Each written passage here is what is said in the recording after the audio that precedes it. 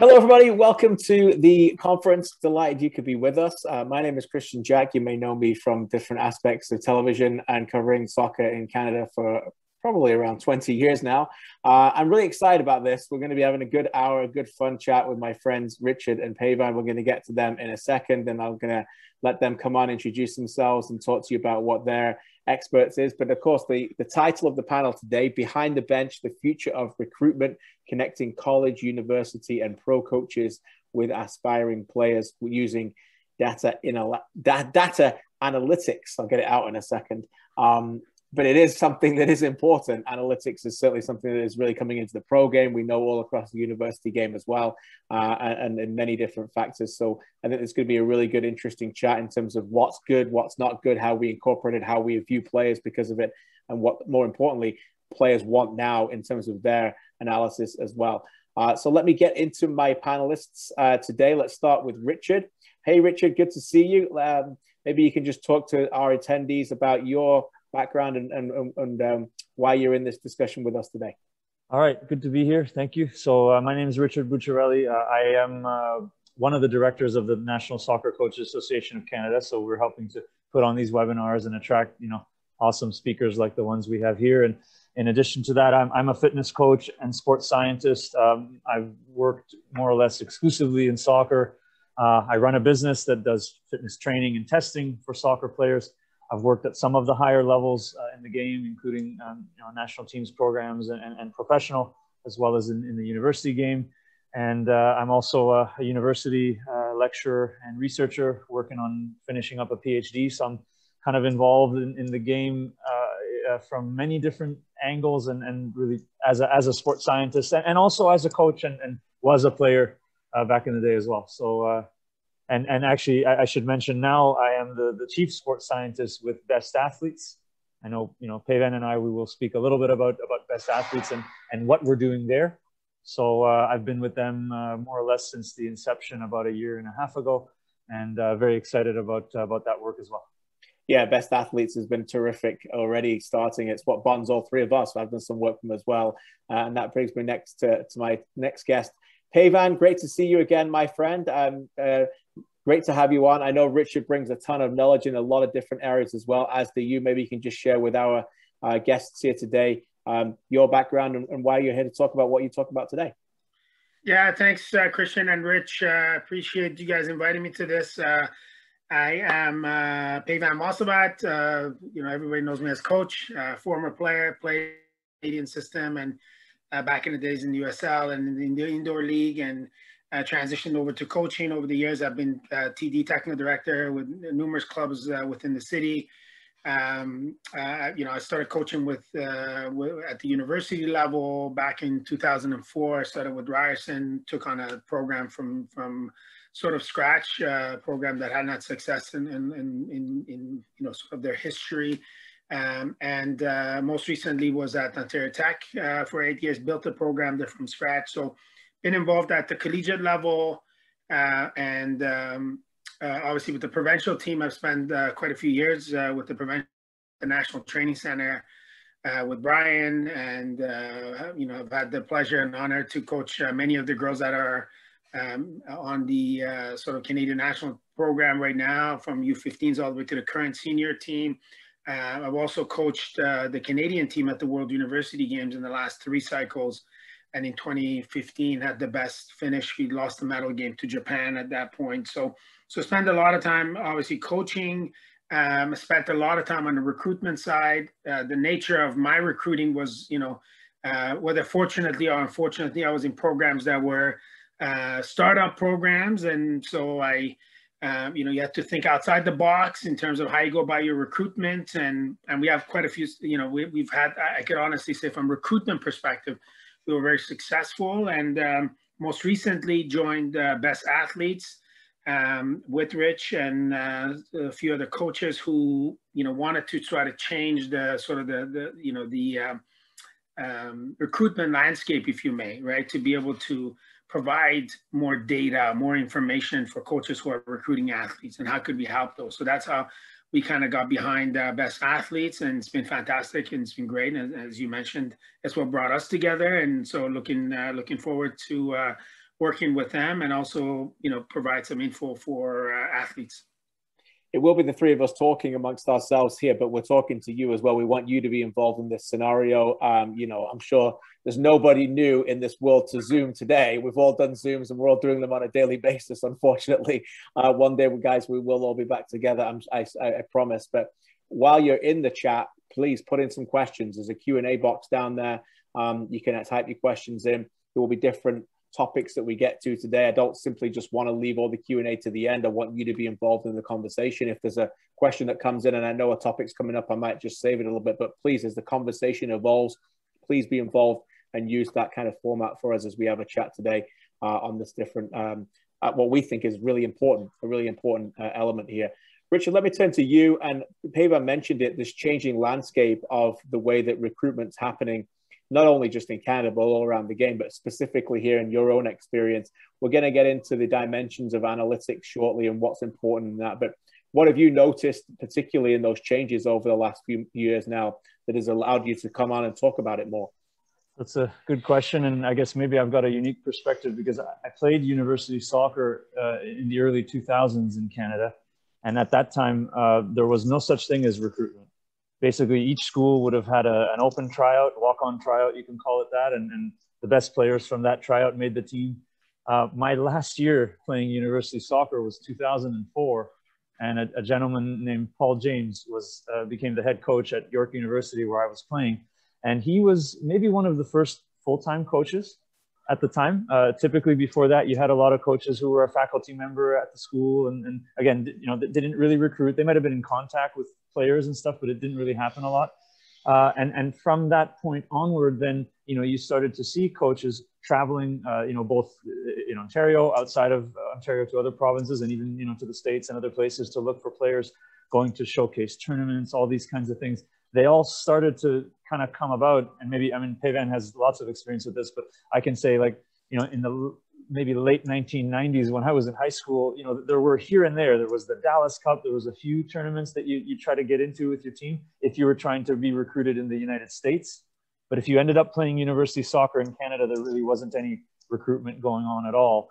And so from that time, it's literally 20 years ago to now, Peyvand and I, we've worked together in university soccer for many years. And you can look across Canada, everybody's recruiting.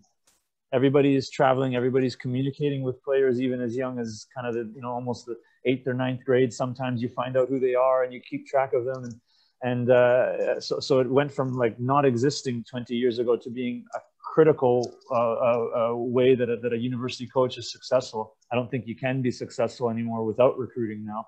And I know maybe a little later in the discussion, I can speak a little bit about kind of the sports science side of that. But yeah, it's been a 180, I would say, in my experience, starting out as a player and now as a coach in the last 20 years.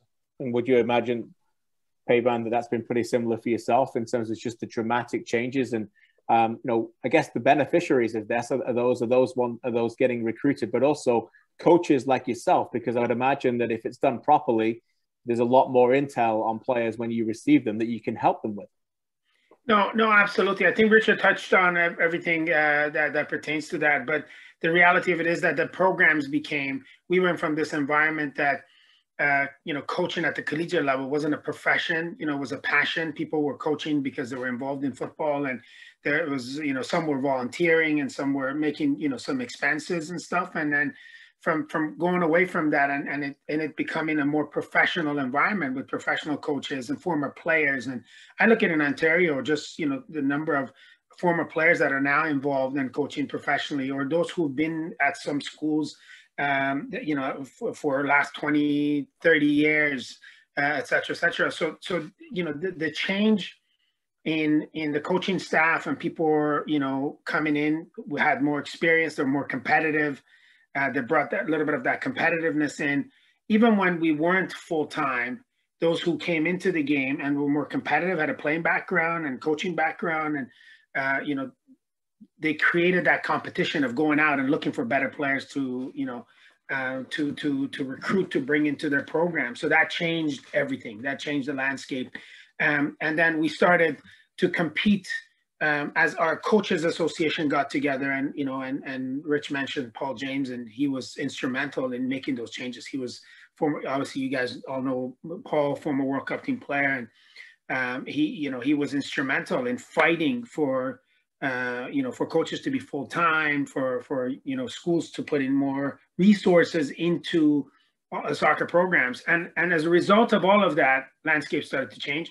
And then there were guys that are doing great job with showcase tournaments. My good friend, Mike Rocca and his group with Top Rated Showcase. It was called Umbro Showcase at the time. They started inviting coaches. So all of that led into this new environment where, you had to be on top of your game, and you had to have something to offer those kids. And at the same time, we wanted to compete with the US, who were coming in and recruiting kids, literally, like Rich said, even though that has changed now. As of a year ago, 2 years ago, the rules changed, and now they can't speak to anybody till they're in the summer of their going into their junior year. So, for us, summer of end of grade 10. But prior to that, they were literally coming in grade 8, grade 9, recruiting kids and going away. And I'm going to come back to this, and then I think this is going to tie into why that data is important. They're recruiting kids at grade 8, grade 9, coming back 4 years later, just, when these guys are seniors, and kind of scratching their head and saying, where's that kid I recruited? Oh yeah, this kid here right now.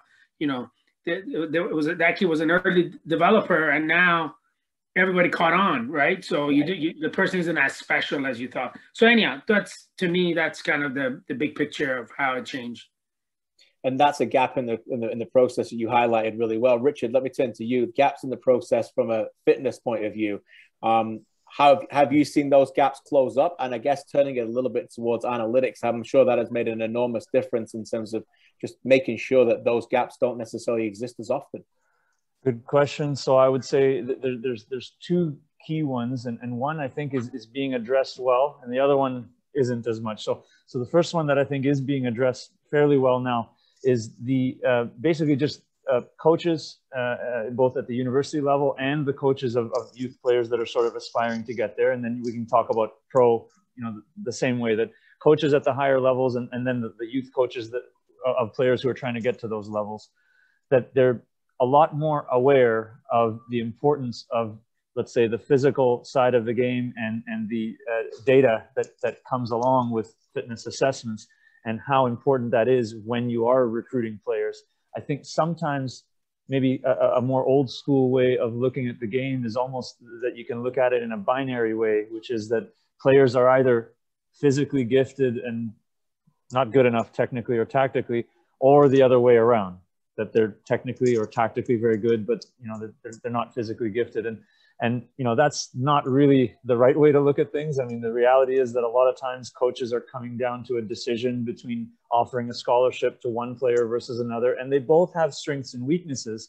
So being able to identify, well, yeah, so these players are kind of equal, but this one, is a faster runner, that might make a difference, right? Or this one has better endurance, or and it's I'm a fitness coach, and that's my trade, but I would never say that looking at physical abilities is the only thing that you need to look at. But at the same time, if any coach were to say, I don't care about how fast players can run, I don't care how fit they are, I just want players that can think, or I just want players that know the game, that's not a good way to recruit either. So I think you limit yourself. So that, I think the knowledge of the importance in terms of the physical abilities, it's really, really, it's good now. I think it's much better than it was. A gap, which Peyvand touched on, was this concept of players being early developers versus late developers. And so there are ways to assess youth athletes, just children in general, but youth athletes specifically, where you can very, very accurately and reliably determine whether somebody relative to their age and gender is an early developer, an average developer, or a late developer. And this type of testing, maybe you've heard the term biobanding, that was kind of in the UK, became popular a little while ago. And so this type of testing, it is done in Europe and South America at the professional level. It's not being done right now here in Canada. I can tell you, not only in the amateur level, but mostly not in the professional level either.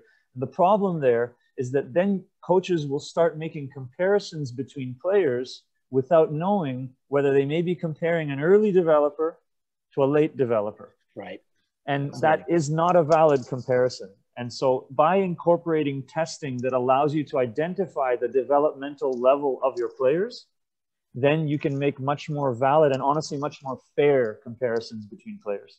So that is a gap which, again, through the work that we've been doing at Best Athletes, especially here in the, in the amateur market, which is huge in Canada and in North America, that we're hopefully going to be able to address that gap.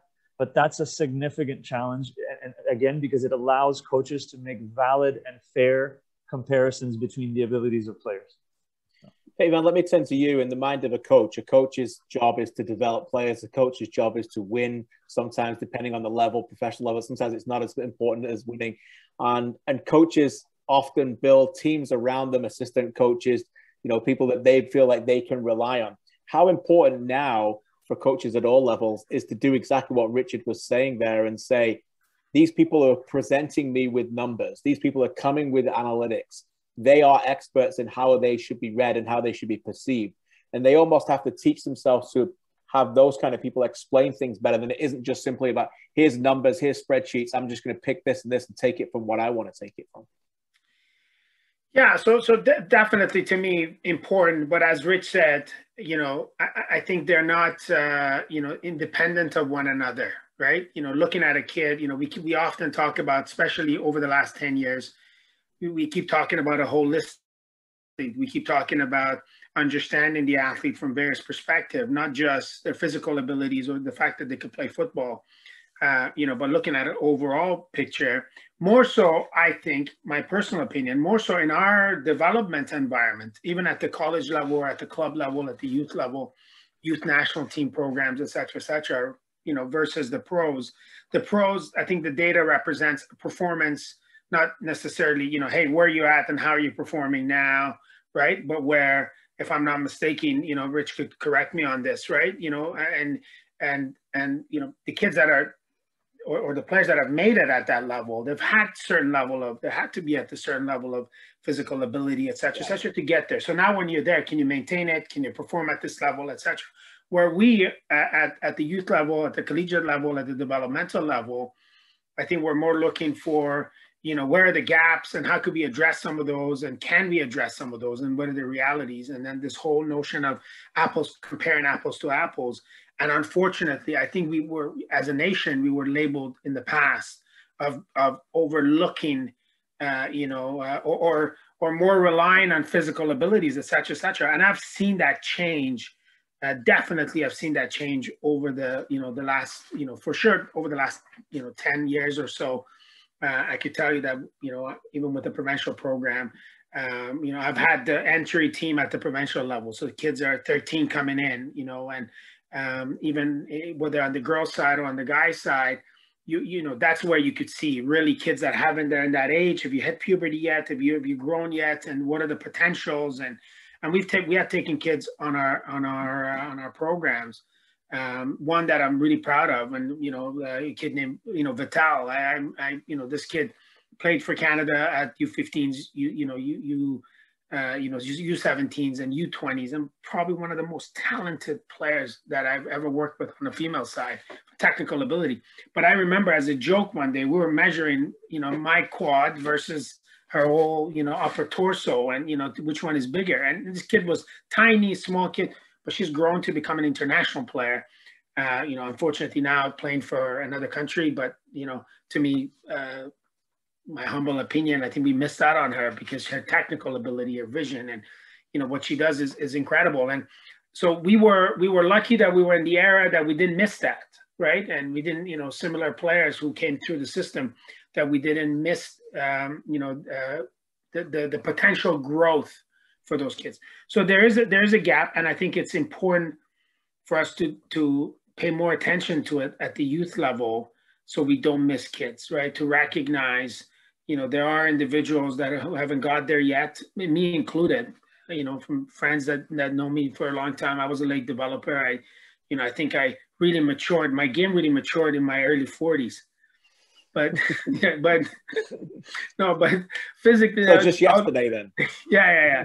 So joke aside, you know, I was a late developer and physically, right? I was very small and, you know, but, you know, I think by the time I was maybe 19, 20, 21, that changed. And, you know, if anything, I think I was a very physical player, you know, in my little small career that I had within Canadian system.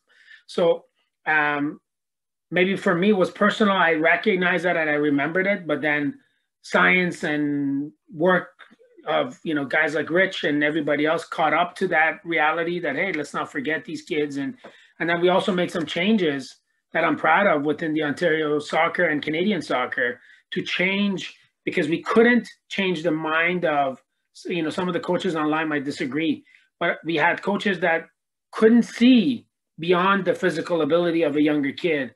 You know, that the little Johnny was bigger than everybody else. Hey, everybody just play the ball to Johnny. So we had to adjust our mentality and unfortunately put some rules around the game to manage that. So now, you know, hey, it's all, you know, inclusive, and get everybody in at the younger age. Don't care about your ability, et cetera, et cetera.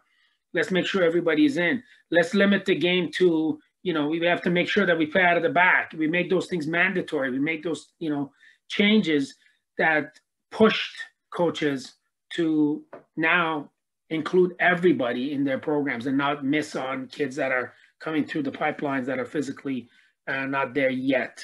Right. So I don't know if I answered your question. No, that's a great question. Actually, it leads me to the next one. By the way, before I get to that, for those who have arrived late, there's been a few. Just a reminder, please use the Q&A button down there below. We love having your questions come in.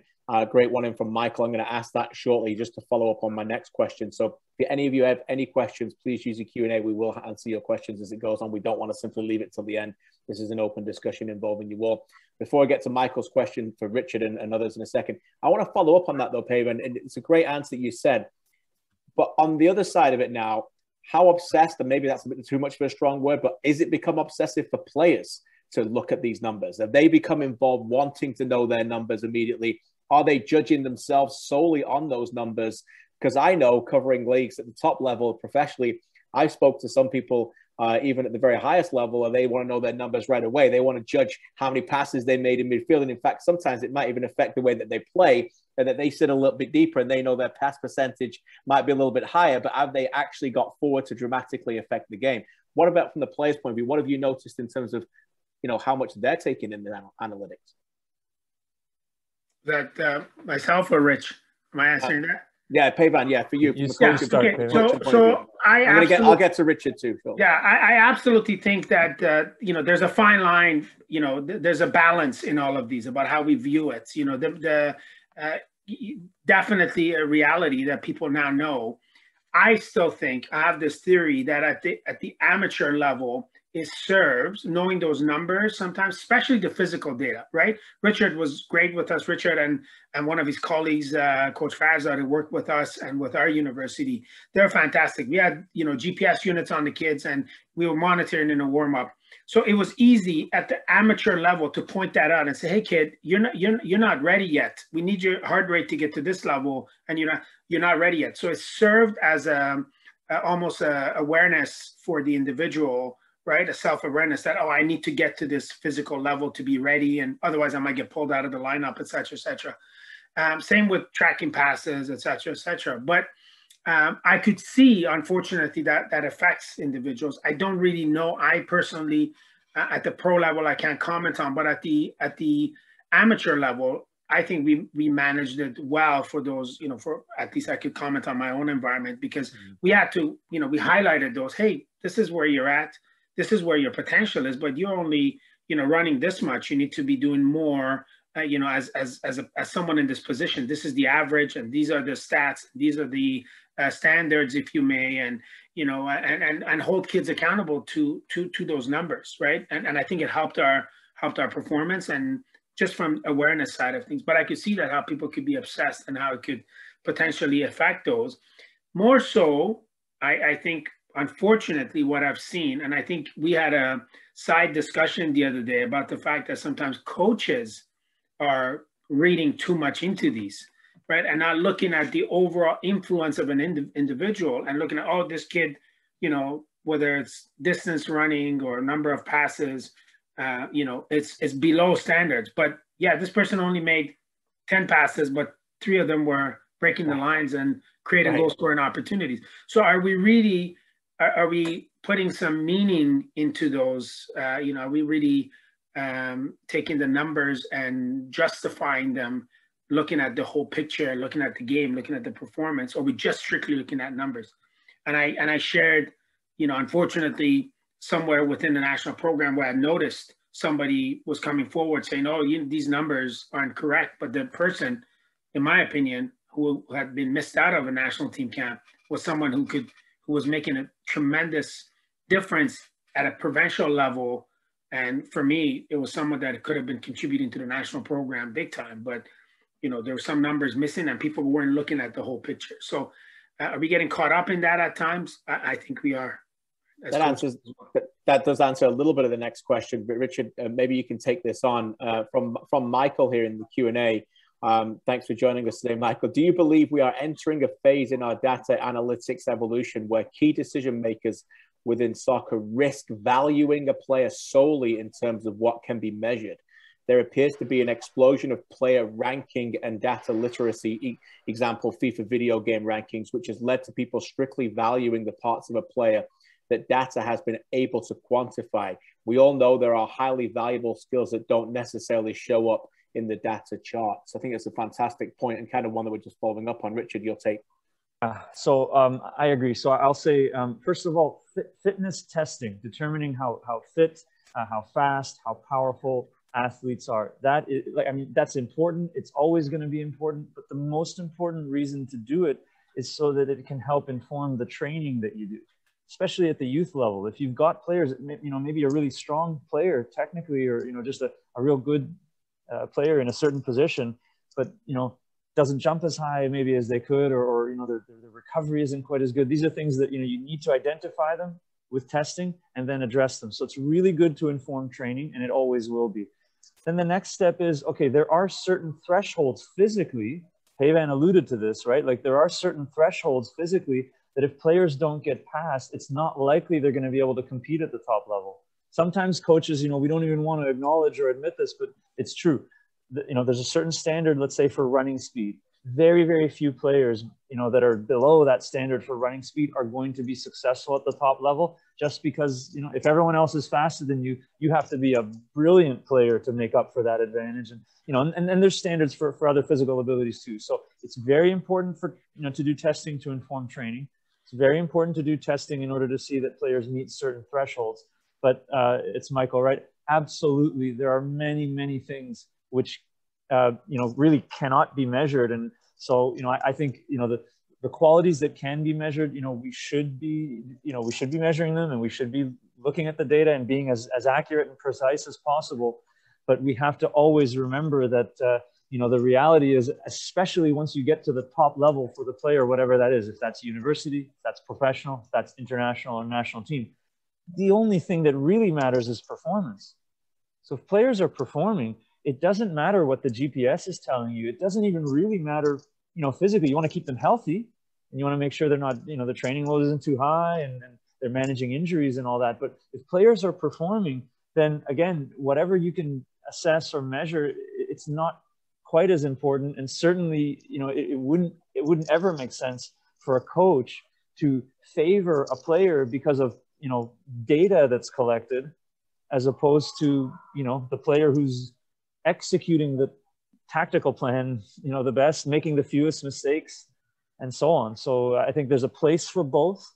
But you really, I agree, Michael. I mean, you definitely don't want to be over reliant on things that you can measure, because that will never tell the full story of how a player plays. It reminds me actually of a point when being over reliant. I was covering a game in Major League Soccer many years ago, and I came in afterwards, and one team had got beaten pretty handily, and an executive from the team that lost was just dejected and was talking to me, and he just says, "I can't wait to see the numbers to find out why we lost the game." And I was just like, I was just like, I didn't want to say anything, but I can tell you right now why you lost the game.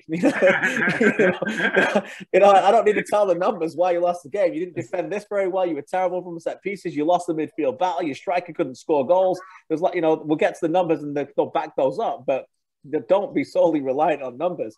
Back to your point though, Richard, let me come back to you again.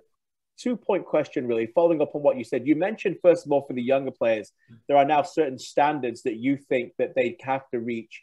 And really, if they don't get above that or get to that standard, it's very unlikely. First of all, where do those standards come from? How have you evolved those standards? How have you learned that those standards are the standards that require, first of all? And secondly, during that time or during that evolution of data analytics within those standards, is there some things that you think people focus a little bit too much on in the analytics that aren't necessarily as important than others? For example, you'll watch, say, like a UEFA Champions League game, and we'll see, distance covered from a player. Is that doesn't really tell the story, does it? It doesn't. So first of all, I guess with regards to the issue of, how are standards developed? I mean, basically you need research, and some of it has been stuff I've done and published, and lots of other, great people in Canada and all over the world that, more or less they look at the players at a certain level, physical ability. And then they compare the physical ability of those players at that level to players at lower levels, and then they analyze the differences. And then there's also this thing called, correlational analysis, meaning, what's the correlation? What's the relationship between speed, let's say, and, players getting to a professional level or playing in international levels and so on. And I mean, one study, it's a colleague of mine, and, Peyvand knows her very well too, but Vanessa Martinez, who is the head coach of the women's program at the University of Manitoba, also a brilliant scientist and former national team player in Mexico. And anyway, she was a co-author on a paper that looked at the previous 3 FIFA Women's World Cups. And this is just an interesting way to bring out this thing about standards, is that in that paper, essentially what they found was that all of the best players in the Women's World Cup, so the top goal scorer, the player of the tournament, the young player of the tournament, and I think they had some awards for, best defender and so on. So that, the players that were generally agreed upon to be the best players, when they then went back and looked at the GPS data from those players, they found that those players were also the fastest, significantly faster than everyone else that they played against. They also covered more distance at high intensity, so they did, their endurance was better. And even in the accelerometer measures, that they jumped a bit higher. So it's like, okay, on the women's side, you can really clearly say physical ability is one of the things that differentiates the best players from the others. And honestly, it's not that different on the men's side either. So you need research, basically. And again, the physical ability, those are things that are easy to measure. We already know we've got very reliable. Even in my own PhD, I'm getting into much more detail. A lot of it is with best athletes as well, trying to be as accurate and precise and reliable as possible, but that's how it's done. Now, the issue about whether data is meaningful, and I know Peyvand, kind of hinted at this, like if you look at data which is not meaningful and then you draw conclusions from it, then you're on kind of the wrong path that way. And so it's very important to understand, what is it that makes something meaningful? So the example, Kristian, about players being substituted, and this is a common thing that, you'll see, well, they covered 10 kilometers or 12 kilometers. And yeah, that sounds like a lot. And, if we go for a run and we run 12 kilometers, that's not easy to do. But that doesn't tell you anything meaningful about the player's physical load in that game. There's another statistic you can get from GPS as an example, which is what percentage of the total distance was covered at high intensity, meaning fast running and sprinting. Now, if that percentage is only 2 or 5% and they covered 10 kilometers, then that shows me that the player really didn't do a lot of physical work. That percentage is closer to 20%, 1 or 2 kilometers at high intensity, or at the top level in the male game, sometimes you get seeing players doing about 3,000 meters or 3 kilometers of sprinting and fast running. Now, that's a more meaningful statistic. There's lots of other examples, but really the key is trying to identify within any data set what is meaningful. And that's not easy to do, but that's what needs to be done. Yeah. And Peyvand, I guess that comes back to our point that we said earlier. Is it not about, it's okay to have all these numbers. It's what to look for, having the people to rely on it. And also quickly, from a coach's point of view, taking the time to digest them and reflect, because I know a lot of coaches, no matter what level, it is game over, let's think about the next game. Is it not? Like, what can do the next game, but moments to reflect are just as vital to look back and think.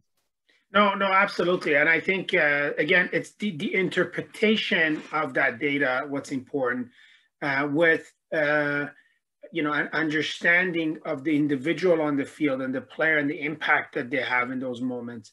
You know, I don't think you could make decisions, you know, without all of that information hand in hand. If you're making information on just the physical data or just on the, you know, looking at the kid, you know, on the field or the player on the field and stuff like that, you definitely have half of the information. But putting it all together and having, you know, I've been fortunate, lucky, and like you know, Richard and I started, I think, working together for the first time in 2009 or 2010 season. And, you know, either him or, you know, one of his buddies has been with me, and I've taken an interest in those. And I could honestly tell you that, you know, interpreting all of that data has, you know, helped us tremendously without a doubt. Not just from the next game perspective and all of that, or, you know, this game, but how can we take some of this, take it into training environment and make sure that we're replicating for example, the game scenario for us, that's a high intensity, you know, environment for the kids. And so, you know, the whole, you know, picture, the holistic view of the athlete, performance, data, all of those things, I think it's important to be able to get us to, you know, have better results, you know, on the field and, you know, throughout the development path of the kid. So. And Richard, from your point of view, Peyvand said there how much he needs you guys. Have you found there's been a shift, even in your time in covering the game, that respect factor, I suppose, and that coaches need to have that kind of information and those kind of experts like yourself to be close to them to take on that information? I think so. I mean, Peyvand and I, you know, we worked together for a long time, and I would say, you know, maybe it's fair to say at that time when we first started, there wasn't the same maybe respect or just level of awareness of the importance of everything from training to testing to, you know, performance monitoring and all of that. So it's different now. I think, you know, not all, I know Peyvand and I had an interesting conversation a little while about this, but most professional and national team programs around the world have fitness coaches and sports scientists, and they are collecting data. How they use it and everything, of course, is a little bit different. But, you know, I think that, like, yeah, you know, in an optimal environment, you know, you work together, and in the end, there's a piece and value that a fitness coach and sports scientist can bring to coaching. And, you know, obviously we're talking about recruitment. So there's quite a lot of value that can bring to recruitment.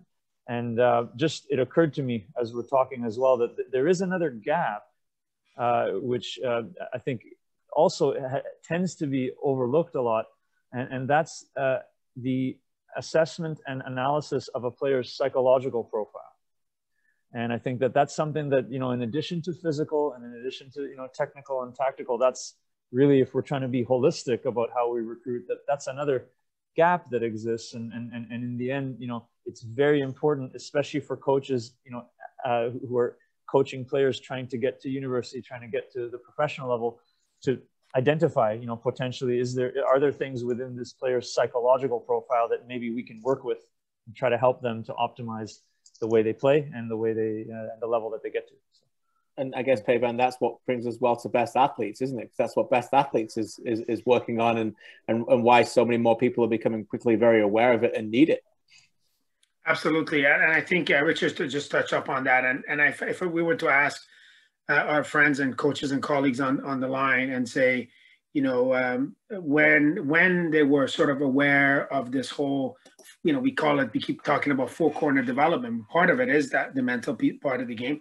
But if you really ask within club system, is there anyone doing any type of work to be able to find those gaps from leadership perspective, from overall mental skills, you know, looking at an individual's, you know, competitiveness and resiliency and dealing with pressure and, you know, all of those components, you know, how often are you, you know, never mind the, you know, working on it, but how, you know, have you ever done an assessment to see where these kids are at?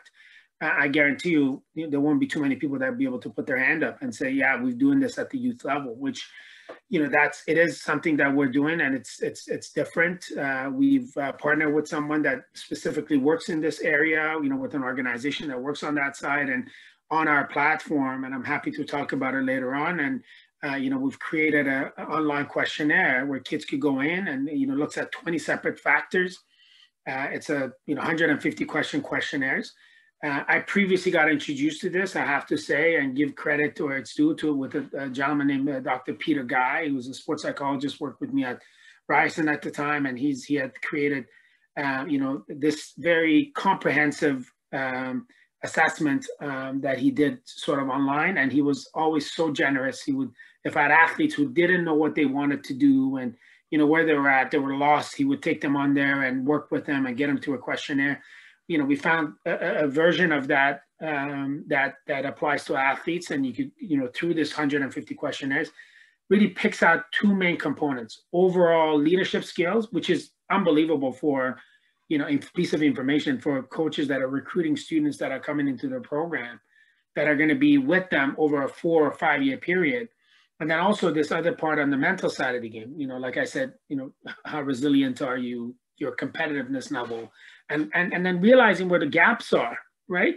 And for you to be able to address it, down the road, and look at, like my kids have done. My 16-year-old did the assessment, and I'm looking at, where he's at. Okay, these are some of the components that we could still help you with at this young age.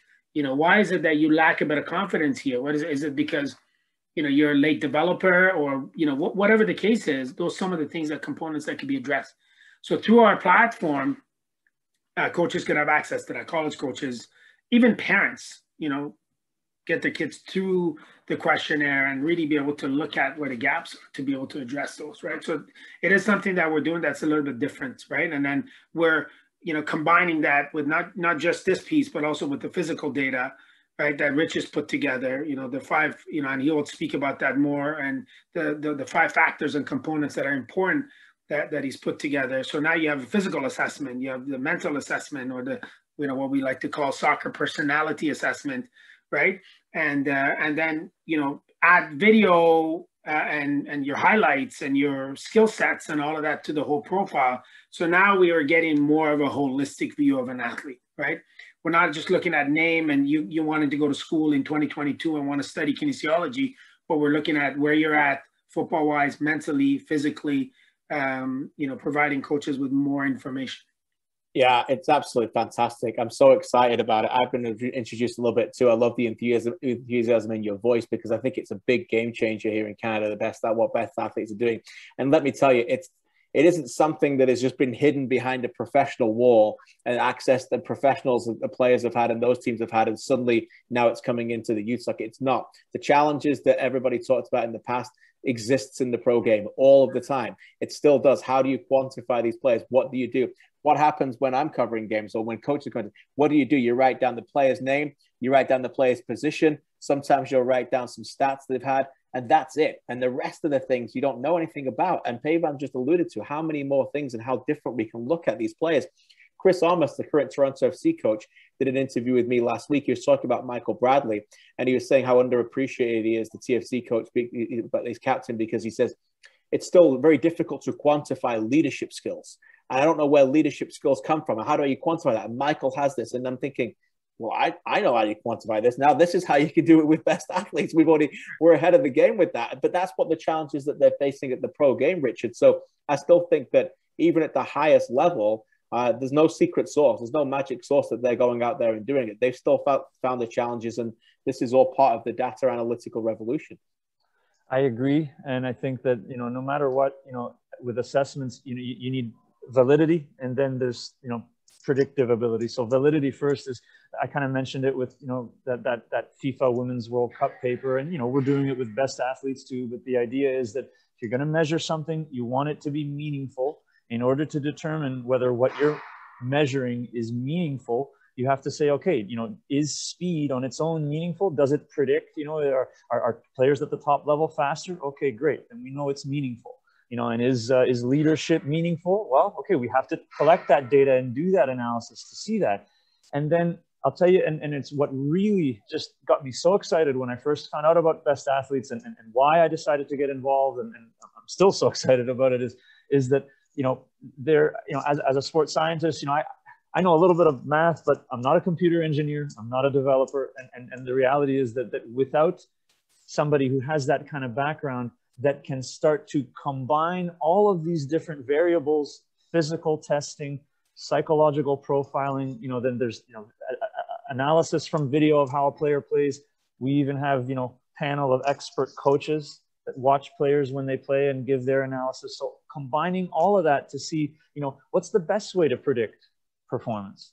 You know, is there a combination of psychological and physical profiles that really, you know, optimize the way a player plays, or are there different combinations? And then even beyond that, again, you know, because we're talking about recruitment, can we try now to optimize the, you know, the matching of a player to a coach?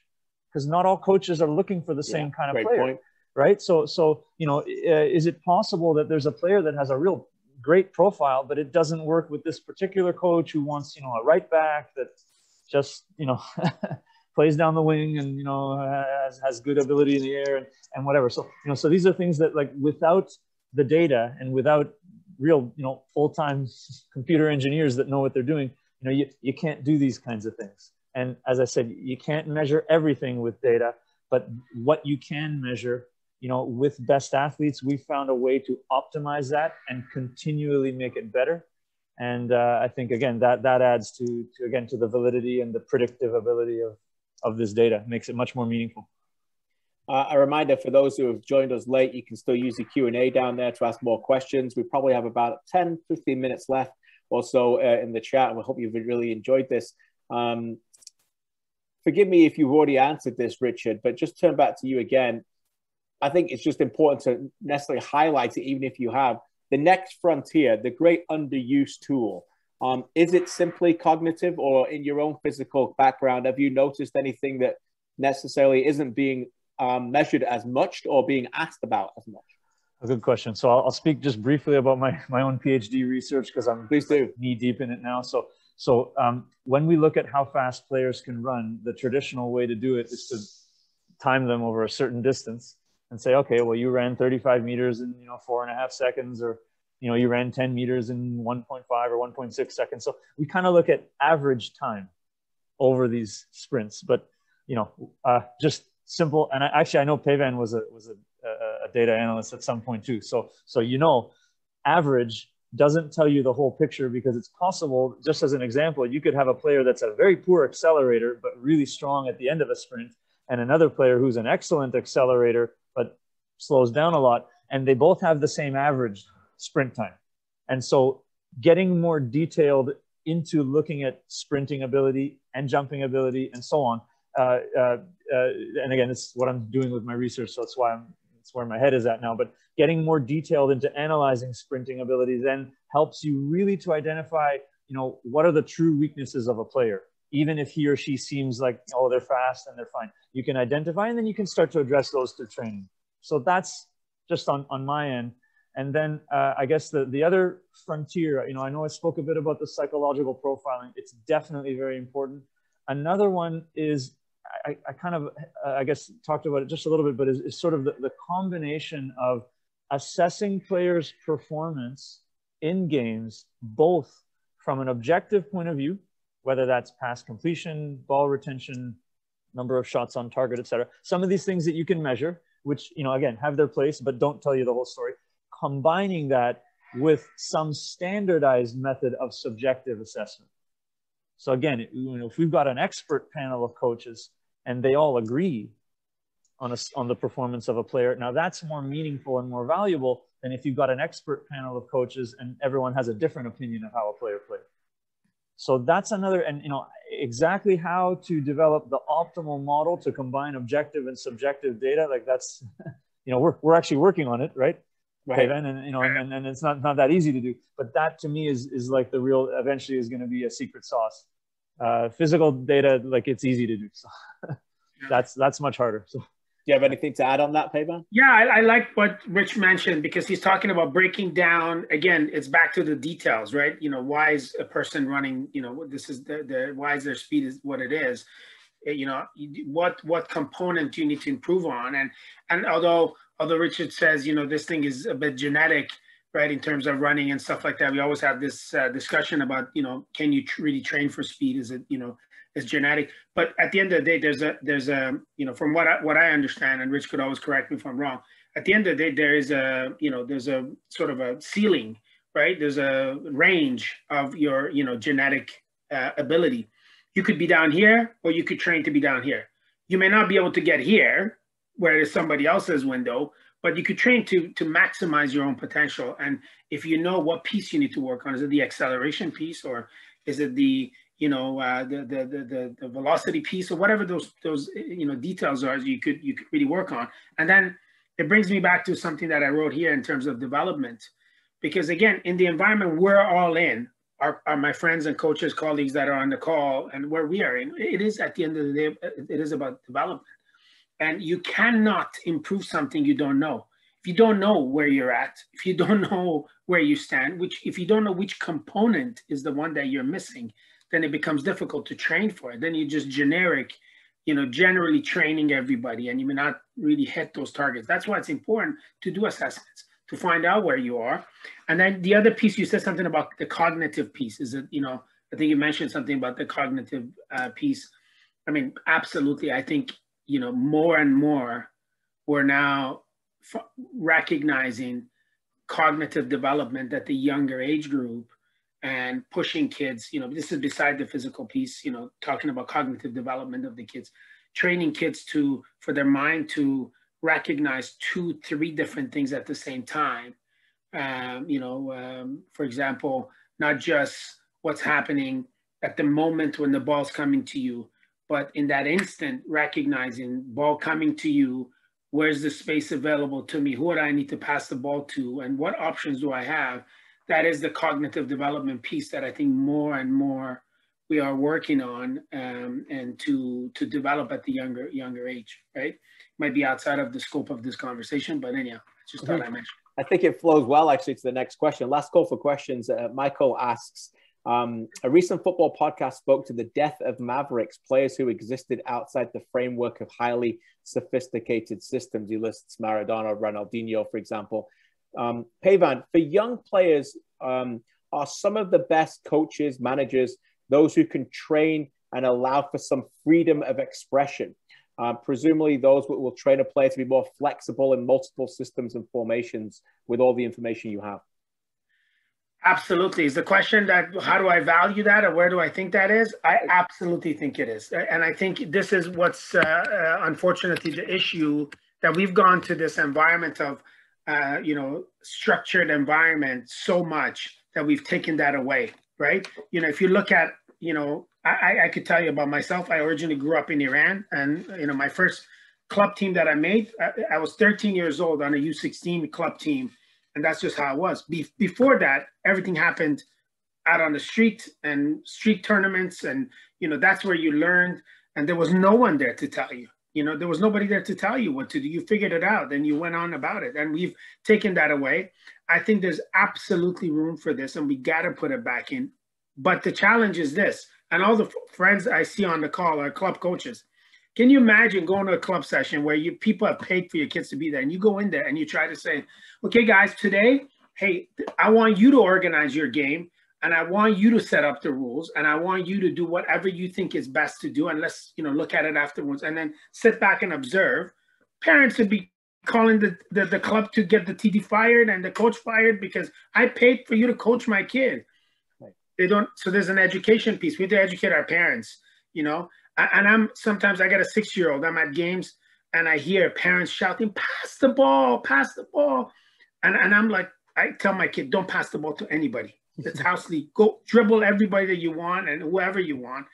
And, you know, and I think that's paying off. You know, Rich could tell you, but, you know, not to limit the kids, allow that freedom, you know, to go and express yourself. And as a coach, you know, leave some room to see this. You know, I have I'm passionate about coaching, and I love coaching, and I'm, sometimes when I'm doing coaching clinics with our coaches, the clubs that I've been involved with, I always often address this. I say, think about you be the judge yourself. And I know this has happened. You're trying to teach something. Let's say you're trying to teach curve turn, and the kid puts their foot on the ball and rolls the ball back. What do we do immediately? I guarantee you 8 out of 10. And coaches online, be a judge yourself. Right away we go, no. That's not this. That's not it. I want you to do this, instead of saying, hey, that's fantastic turn. Do that again, right? But this time, try this one. We don't encourage that, because we want them to be in this structured place. Now it's time to do a step over. God forbid that you did a Maradona spin, right? So I think from training environment, we need to allow room for that, freedom of expression, as you said. Yes. Go in and do your thing, and carve out time where kids are just doing their own, and highlight those who are doing it. Hey guys, look at this. That's a great move, and encourage kids, because we're having less and less and less of those type of players within our system that could just go and have fun and enjoy it, and and do what they like to do, and enjoy, really enjoy the game through that, right? Yeah, totally. Let them enjoy the game. Find the balance at the professional level. Those of you who know me know how much I love sports and leadership. And go read Phil Jackson's book 11 Rings, on how he dealt with Kobe Bryant when he was coaching the Lakers. And that's a fascinating case study right there, in the freedom of expression, and allow him to do what he wants to do a little bit, and then molding him into being instead of a me guy, a we guy, and a team guy. That's the key. All right. Great question from Cosmos. Maybe I'll ask you this, Richard. 2-part question. What are your thoughts on using data analytics in training compared to the application phase of matches? And second part, do you have anything that you use for intangibles in training or in a game? Maybe Peyvand can add to that as well. So yeah, good question. I would say, I mentioned before about, when you're collecting data, one of the reasons that you're doing it, whether it's testing or, GPS data, whatever it is you're collecting it to try to inform training. So monitoring how players are performing in training is absolutely, it's very important. Not so much when we're talking about, 10, 11, 12-year-olds, but, if it's under 14 and up, if it's a high performance environment, professional academy, that kind of thing, you absolutely need to be monitoring the physical performance of players in training. Number one, because as a coach, you're planning training. And so you need to make sure if things went according to your plan. That's why I teach it in the courses that I teach. And number two, of course, because, the training load that the players experience, and whether that's done with a heart rate monitor or GPS, if you have the money, for the technology, or, there are low tech ways to do it by measuring RPE, rating of perceived exertion, and so on. The actual load that they've experienced is then going to help you determine, what you're going to do in your next training session. And so yes, absolutely, it should be done. I mean, I do it all the time. It should be done all the time. And maybe, I guess, I don't know, Peyvand, if you want to speak about. Yeah, no, I got to say 2 things. First of all, I'm going to say the question came from a legend. What a player he was, and a gentleman who's done it at all levels, as a player, club guy, TD of university, man, woman coach, educator, a very good friend, and someone that I have a lot of respect for, without a doubt. And so I could appreciate that. Without a doubt, it will be an incredible opportunity to be able to actually use data in training environment, right? And then bring it into the game. And we had that, with our, a little bit more resources. We were doing that at training when we had our, not every day, because we weren't able to, but on fitness days, within, midweek, where we had room, we had everybody with their GPS data and stuff like that. And we looked at that and say, hey, are you matching, what we expect at the game, or what your best has been at the game, et cetera, et cetera. And so, but unfortunately, I know the resources aren't there at the club level, right? At the club level, the resources are limited for everybody. And now there are devices that are coming out.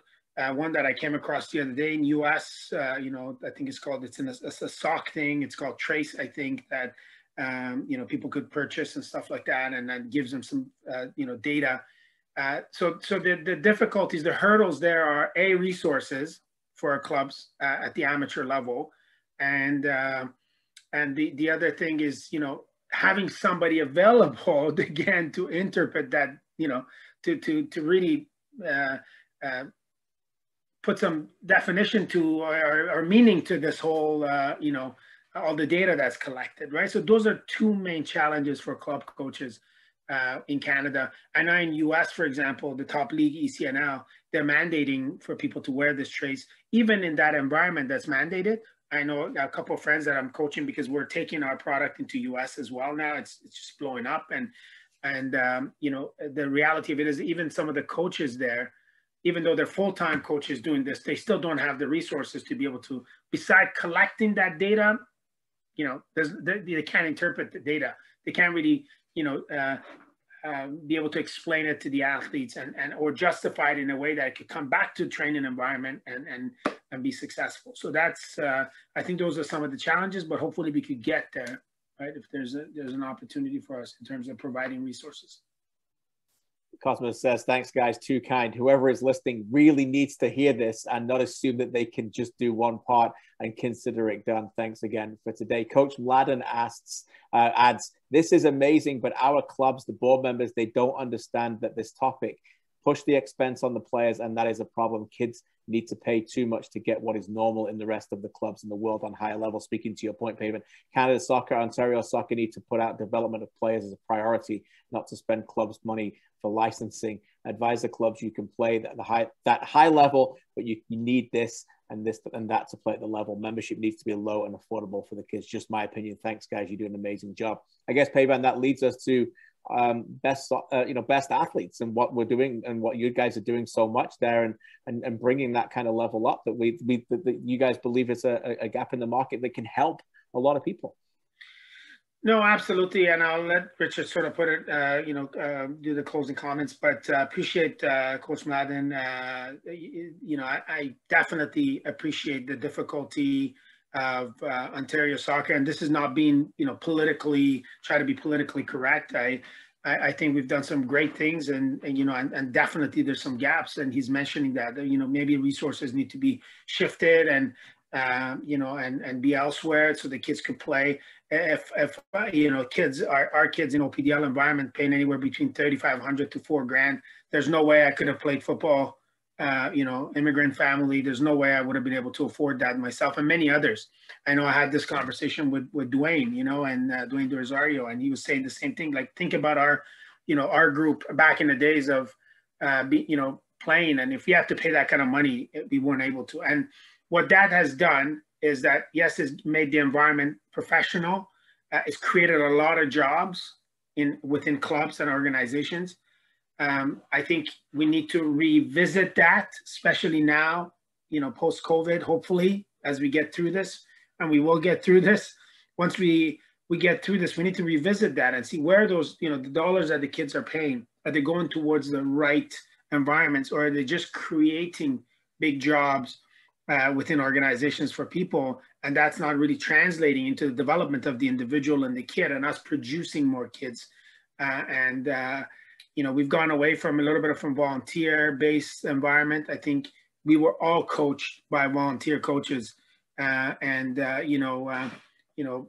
are guys that are played at the World Cup level who were coached, by volunteer coaches, and I'm always wondering, how did those guys do it? We're spending a lot of resources into providing a professional environment, but we got to revisit that and make sure money going to the right part of the game that allows us to have, more, top players, Alphonso Davies of this world, producing more of those players. So best athletes, sorry, you mentioned, but what we're doing with best athletes is also provide another platform really to find that gap. Right now we just opened up our athletes portal, and coaches and players could go in, create a free account, use some of the resources as we go, and we're working on bringing the assessments, making the assessments easier through, you know, apps on the phone, et cetera, so athletes could just do their own assessment instead of having to incur even a bigger expense to coming into environments to do the testing. Right now, we're limited with that, but we're working on putting an app together that would allow us to actually let the kid get out with their family and friends and use their smartphone to, you know, measure their speed and stuff like that. You know, that's less costly to the kids. And yeah, so there's, you know, there's some things that we're doing there. The mental assessment is very affordable for kids to get on and be able to do the, you know, do the assessment and really look at where they're at, where the strengths are, where the weaknesses are. And yeah, we're looking forward to working with, you know, with athletes right across the country and, you know, hopefully in US as well. And from there. Should be really exciting. And for those of you who have really enjoyed this chat, quickly before I turn to Richard, this is being recorded, and I know Richard will be happily to share it with anybody else that you want to move it forward. And this is not just us discussing it on a Wednesday afternoon and get it, you know, and then people not showing up. You kind of get access to this, I'm sure, as Richard will talk about here. Richard, just some final words on that, and how that people maybe can get this conversation and get hold of you, and also just your connection to best athletes. And of course, and I know you want to talk a little bit about NSCAC as well. Absolutely. So I'll speak about best athletes first. You know, obviously, as we've sort of alluded to a few times, you know, we are trying to address that, you know, some of the issues even that Mladen has mentioned. And, you know, these are common things that we hear about in Canada. Are, you know, is data accessible? Are these services accessible and all that? So you know, we've got you know, we've got a team of experts. You know, we've got an online platform that's easy to use. It's not expensive. You know, there's fees, of course, but it's not expensive. And it, you know, of course, as we said, there are some things about players' performance that really can't be measured, but the ones that can, we've got the most reliable, valid, accurate, precise way of measuring them that exists on the market. And it is a very cost-effective way to bring data analytics to, you know, to the training and development of young players. So I'll mention, because it ties into, you know, what we are doing with the NSCAC, is everyone who's registered for this webinar. We saw a bunch of you here and asking questions and all that. So you all are going to receive a 25% discount on team fitness assessments. We'll be following up with an email with all the details how you can do that. We got to wait till, you know, the lockdowns are over, hopefully sooner than later, but, you know, we can look to set those up maybe in the spring and summer. And so, you know, there is the opportunity to go ahead and get started with it right away. As Kristian mentioned as well, this webinar is being recorded. So any member of the National Soccer Coaches Association of Canada gets access to this, plus all the other, you know, hundreds of webinars, debates, online expert panel discussions, coaching videos, everything that we have that we give to all of our members. And if not, you know, it will be available for you know, a small fee. Us at the association, you know, we'll also be working through the video and making some highlight clips and putting it out there for anybody who wants to see it. Of course, we're going to make it as accessible as possible. And that's really, you know, kind of, I guess, like, you know, to wrap things up, to say that, you know, if you're already a member of the National Soccer Coaches Association of Canada, you know, thank you very much, you know, for your support. And, you know, in order for us to continue to be able to do this stuff, to bring on, as I said, awesome speakers like Kristian, like Peyvand, you know, we just need your support. You know, consider becoming a member. It's not very expensive. It's only $5 a month. You do get access to all of this exclusive content, and you help us to continue to do what we're doing. So we'll look forward to hearing from you, and we will send you the information about how you can get your 25% discount on team fitness assessments. So thank you. Fantastic stuff. This has been a real thrill for me. Thanks for the invite to be on, learn a ton, and to be with two great friends in the organization. And Jeffrey, again, thanks for your comment. Great webinar. Many thanks. We appreciate the comments. We appreciate all the questions and the comments as well. And yeah, thanks again, guys. Richard, Peyvand, this has been fun.